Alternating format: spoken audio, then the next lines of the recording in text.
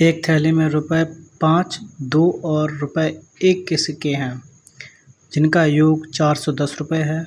सिक्कों की संख्या का अनुपात क्रमशः 4:6:9 है। तो थैले में 2 रुपए के सिक्कों की संख्या ज्ञात कीजिए। यह सवाल दिल्ली पुलिस में पूछा गया था और इस सवाल के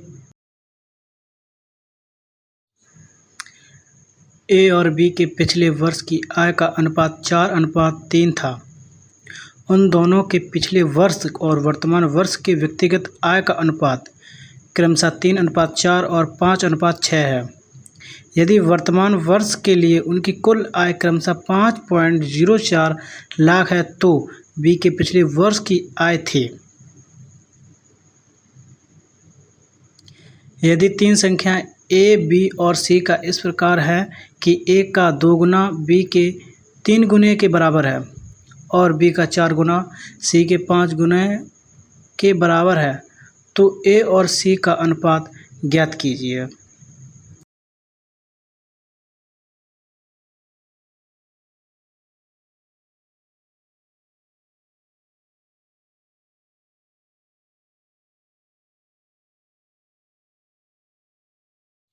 एक व्यक्ति दक्षिण पश्चिम में मुँह करके खड़ा है, फिर वह 25 बार दाएं मुड़ता है, फिर 37 बार बाएं मुड़ता है, फिर 61 बार पुनः बाएं मुड़ता है, फिर 9 बार दाएं मुड़ता है और अंत में 46 बार बाएं मुड़कर खड़ा हो जाता है।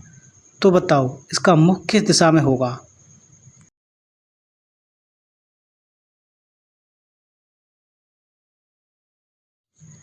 अमन ने 1 किलोग्राम के स्थान पर के ग्राम के गलत वजन का उपयोग किया और 40 ग्राम चीनी को 48 किलोग्राम चीनी की क्रय मूल्य पर बेचा। यदि उसका समग्र लाभ 50% है तो के का मान क्या होगा?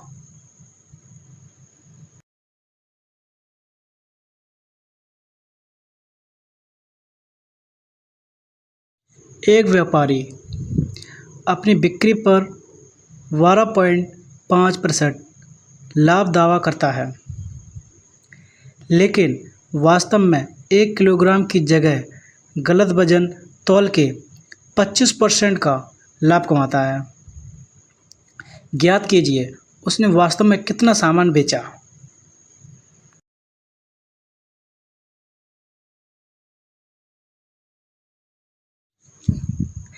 एक बेईमान दुकानदार क्रय मूल्य पर 10% लाभ कमाता है। यदि वह 1 मीटर में एक्स से सेमी नापता है तो उसे 39% का लाभ होता है, तो एक्स का मान क्या होगा? यह सवाल यूपी पुलिस में कई बार पूछा गया है।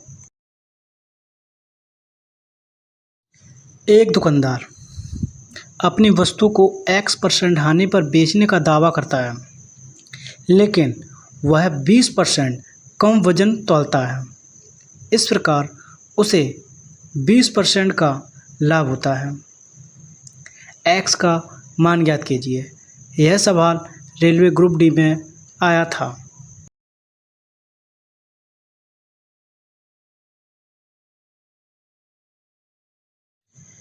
एक विक्रेता अपने फलों को क्रय मूल्य पर बेचने का दावा करता है, लेकिन फिर भी 5 सही 5/19% का लाभ प्राप्त करता है। वह 1 किलोग्राम के बजाय कितने ग्राम फल देता है? यह सवाल यूपी पुलिस में कई बार पूछा गया है।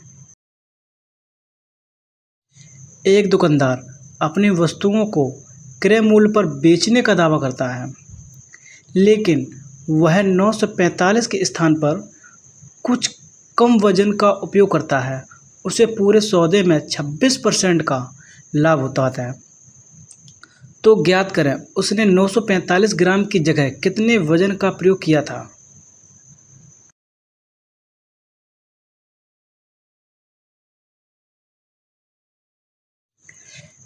एक बेईमान दुकानदार क्रय मूल्य पर 15% की हानि उठाता है।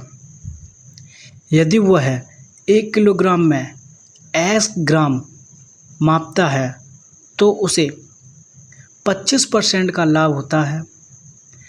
तो x का मान बताओ क्या होगा।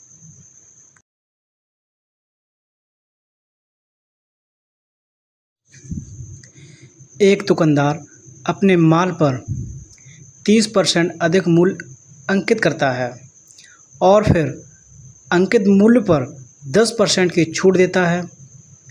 इसके अलावा वह एक दोषपूर्ण तराजू का प्रयोग करता है जिससे 870 ग्राम का वजन 1 किलोग्राम दिखाई देता है।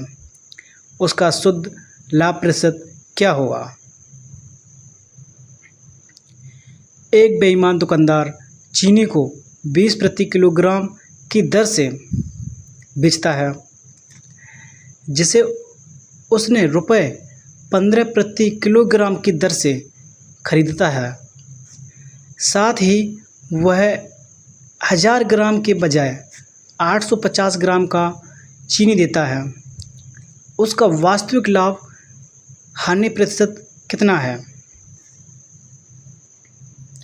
एक दुकानदार अपनी वस्तुओं को 44% हानि पर बेचने का दावा करता है लेकिन वह 30% कम वजन तौलता है। उसकी वास्तविक हानि प्रतिशत क्या होगी। यह सवाल कई बार रेलवे ग्रुप डी में पूछे जा चुके हैं।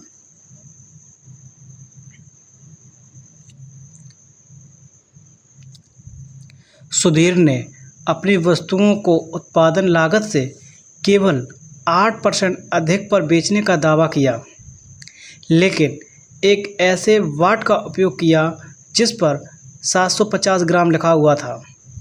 हालांकि वास्तव में उसका वजन 720 ग्राम था। सुधीर द्वारा अर्जित किया गया वास्तविक लाभ प्रतिशत कितना था।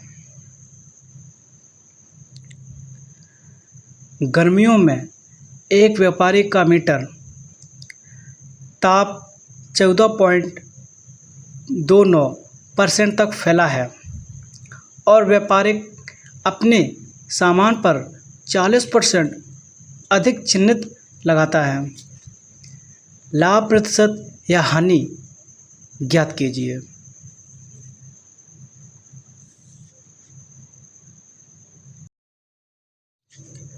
मोहन 10 रुपये किलो प्रति ग्राम की दर से चावल खरीदता है और उस पर मूल्य अंकित करता है ताकि 20% का लाभ कमाया जा सके।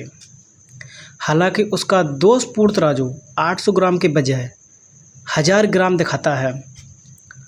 उसका वास्तविक लाभ प्रतिशत क्या होगा।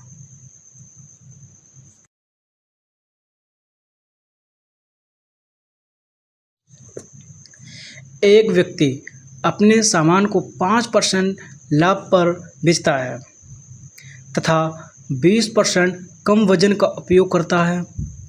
उसका लाभ ज्ञात कीजिए। यह सवाल यूपीएससी में कई बार पूछा जा चुका है।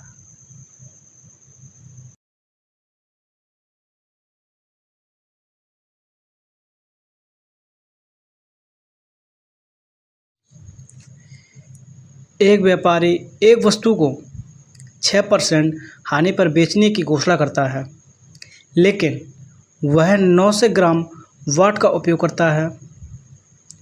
व्यापारी का लाभ प्रतिशत क्या होगा। यह सवाल दिल्ली पुलिस में कई बार पूछा जा चुका है।